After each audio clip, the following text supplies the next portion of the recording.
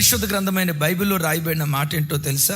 ఆయన నిన్ను తలగానే నియమించును కానీ తోకగా నియమించడం. నువ్వు పైవాడిగానే ఉంటావు కానీ క్రిందవాడిగా ఉండవు. నా ప్రభు బిడ్డలారా, దేవుడు మీతో చెప్పిన మాట రూఢిగా నమ్మండి. నేను మిమ్మల్ని ఉబ్బి తబ్బింపజేయటానికి చెప్పట్లా, నా దేవుని లేఖన ఆధారంగా చెప్తున్నాను.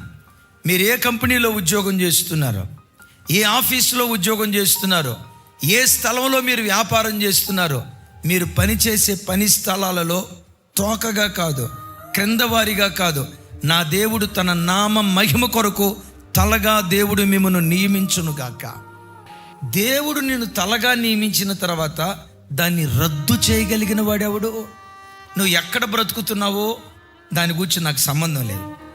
ఏ స్థలంలో ఏ కంపెనీలో ఉద్యోగం చేస్తున్నావో దాని గురించి మాట్లాడను, కానీ నువ్వు పనిచేసే స్థలంలో నిన్ను శిరస్సుగా దేవుడు నియమించాడు. You are appointed.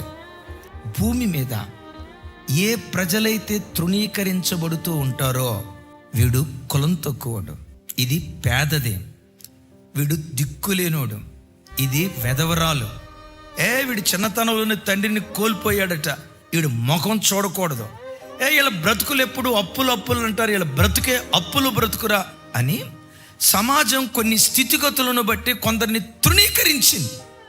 సమాజం ఎవరిని తృణీకరించిందో వాళ్ళ మీదే దేవుడు మనసు పెట్టి తృణీకరించబడిన రాళ్లను మూలకు తలరాళ్ళుగా దేవుడు మారుస్తాడట.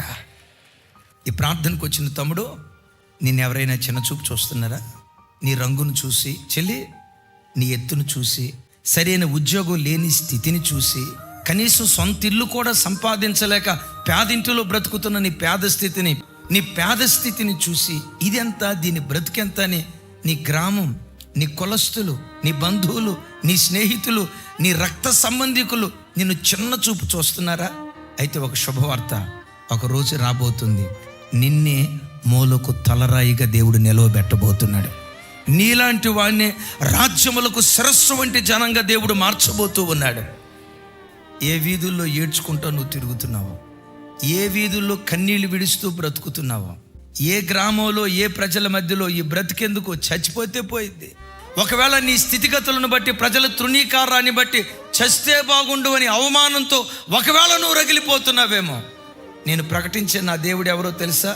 నిందపడిన చోటే రెండంతల ఘనత నీకు ఇవ్వటానికి దేవుడు శక్తి కలిగిన వాడు. అవమానం పొందిన చోటే, తృణీకరించబడిన చోటే మూలకు తలరాళ్ళుగా దేవుడు మార్చగలిగిన వాడు.